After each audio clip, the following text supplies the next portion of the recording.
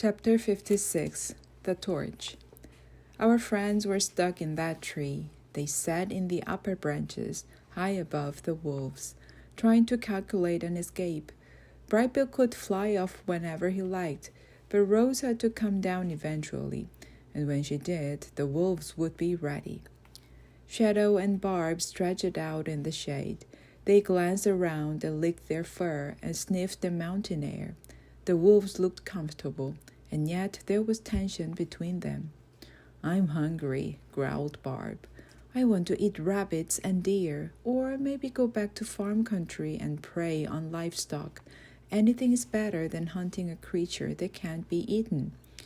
"You can eat all the animals you like," said Shadow, "after we kill the rabbit." Barb grumbled with frustration. She didn't understand Shadow's need for revenge, but for now she stayed loyal to her mate. Day turned to night, and the wolf started yawning. Barb's eyelid became heavy. Shadow's body became weary. Then the soothing song of the crickets lulled them both to sleep.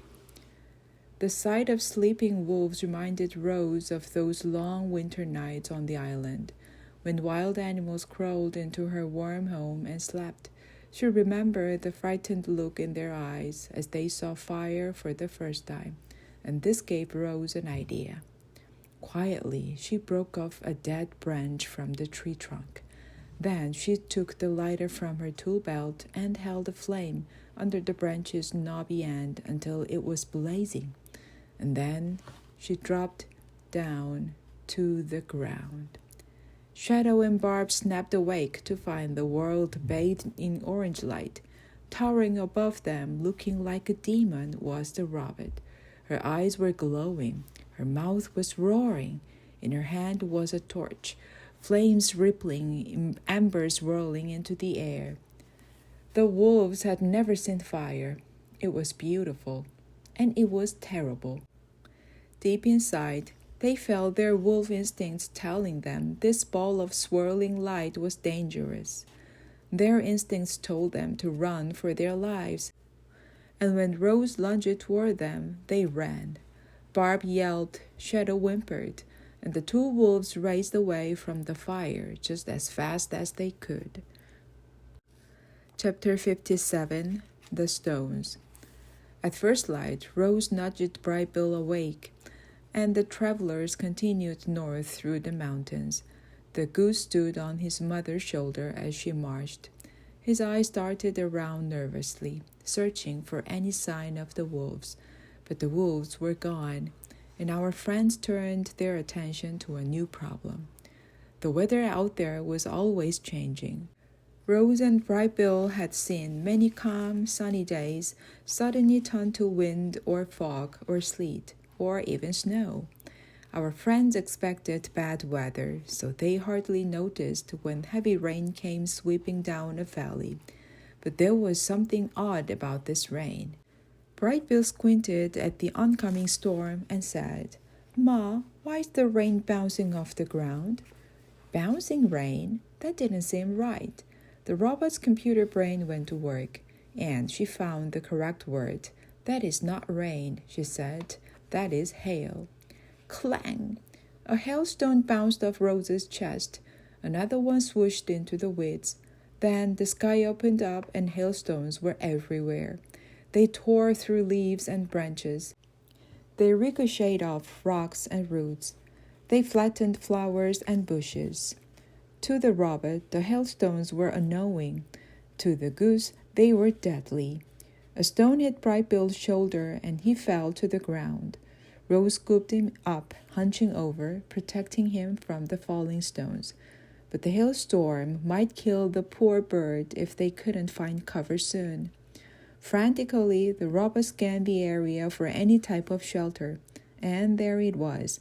On the far side of the valley, beside a winding river, was a cabin.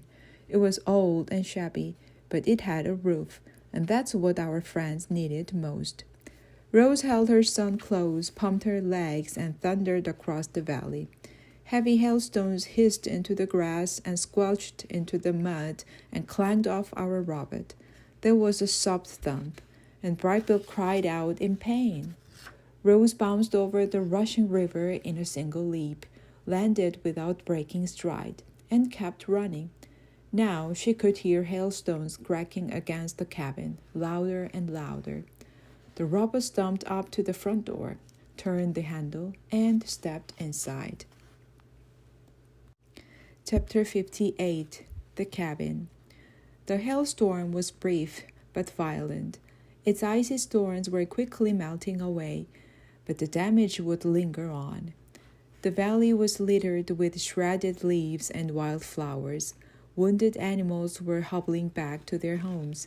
Several unlucky birds lay limp in the grass.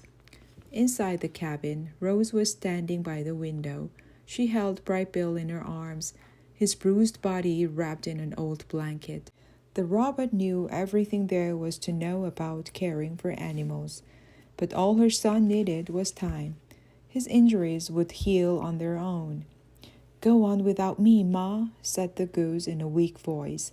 "I'll catch up to you when I'm feeling better." "That is ridiculous," said the robot. "What kind of mother would leave her injured son behind?" "But, Ma—" "Stop talking," interrupted Rose. "You need to rest." Brightbill tried to argue, but he was already falling asleep. The cabin was simple. Just a square room with a wood stove, 2 chairs beside a table, and a couple of cots rotting in the corner. Dusty mugs and bowls sat on a shelf. Otherwise, the walls were bare. It was clear no humans had been there for a very long time. However, it seemed that some other creatures had moved in. The whole place had a foul odor. Lumps of feces were strewn about, and little footprints trailed away from a dark hole in the floor. Rose leaned over the hole, and in the language of the animals, she said, "Hello? Is anyone down there?" Something moved, and then a pair of shining eyes looked up from the darkness. "Who are you?" said a voice. "I didn't invite you into my home." "I'm sorry to intrude," said the robot. "My son and I were only trying to escape the hailstorm." "Your son?" said the voice. "Is that him in your arms? Let me see." Very gently, the robot lifted a fold of cloth and revealed the sleeping goose. "He must take after his father," said the voice. "He is my adopted son," the robot explained. "My name is Rose, and this is Brightbill." The shining eyes blinked, and the voice squeaked with excitement. "You're Rose and Brightbill? The birds have been singing about you for months. You're living legends." "Technically, I am not living," said the robot. "You seem pretty alive to me," said the voice. "Either way, it's nice to meet you. They call me Sprinkles." With that, the creature crawled up through the hole in the floor. She was covered in black fur from her nose all the way to the tip of her fluffy tail. Well, except for those white stripes running down her back. You see, Sprinkles was a skunk. The robot took one look at her and stepped backward. Sprinkles frowned. "You know, Rose, skunks only get stinky when we're nervous." "Are you nervous now?" "Well, sort of, but in a good way. I'm honored to meet you. Please, pull up a seat and tell me what brings you here." Sprinkles hopped onto the table and listened. As Rose described their journey, the skunk was a very good listener. While Rose spoke, Sprinkles nodded politely and said things, "Oh my, and is that right? And you don't say." This went on until Brightbill began to stir. "Ma, I'm thirsty," he whispered.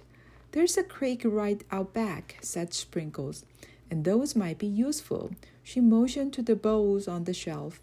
"Please help yourself to anything. My home is your home." It turns out skunks can be quite hospitable.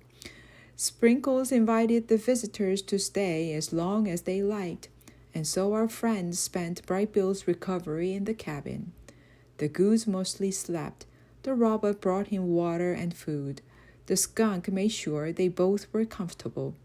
A few mornings later, sunlight streamed in through the window and onto Brightbill. He was quacking and waddling and fluttering through the cabin. His injuries had healed, and he was eager to continue their journey.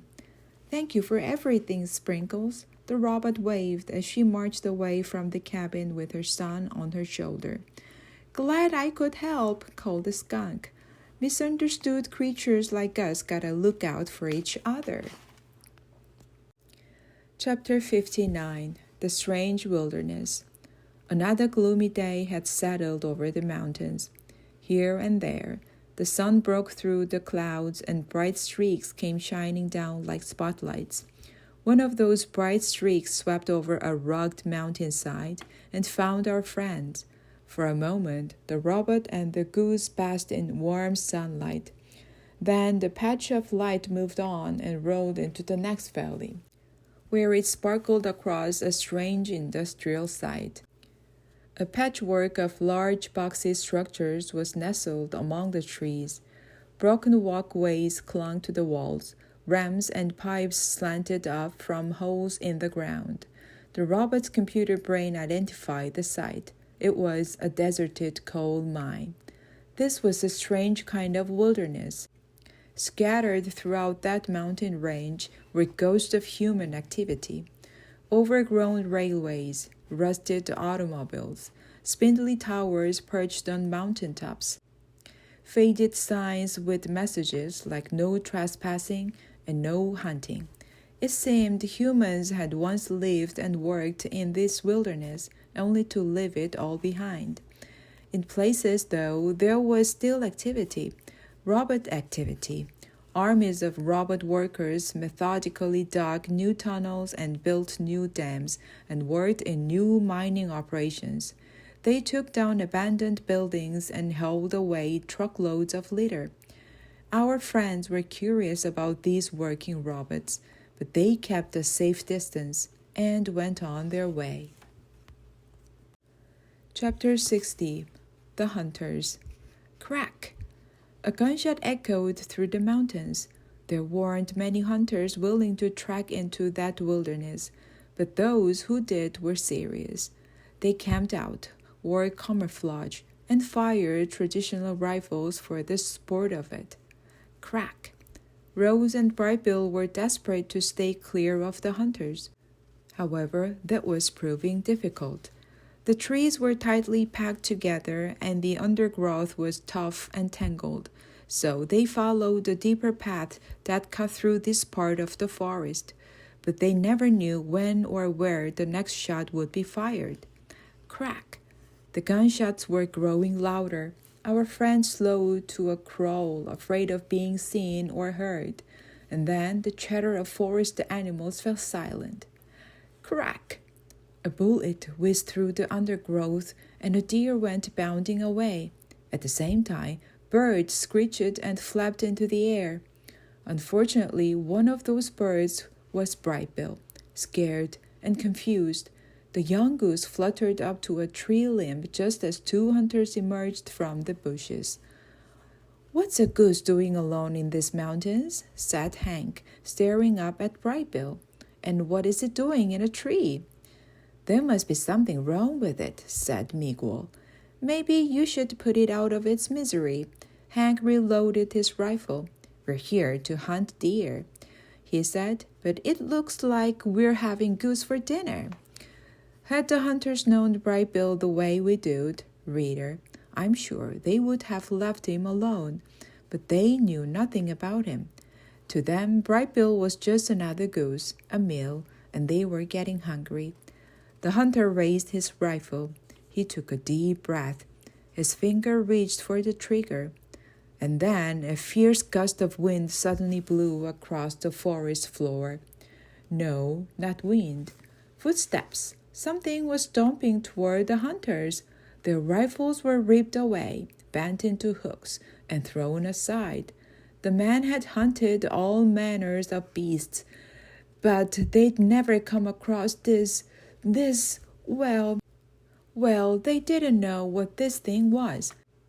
It looked like a tree stump standing on two long roots, with branches hanging from its sides. The man stumbled backward. eye and mouths opened wide.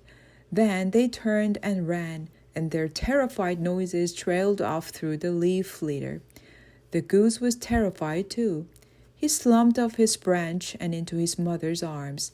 The poor bird was trembling with fear, but he was unharmed. "I am sorry, Brightbill," said the robert. "I should have acted sooner. You are safe now, I promise."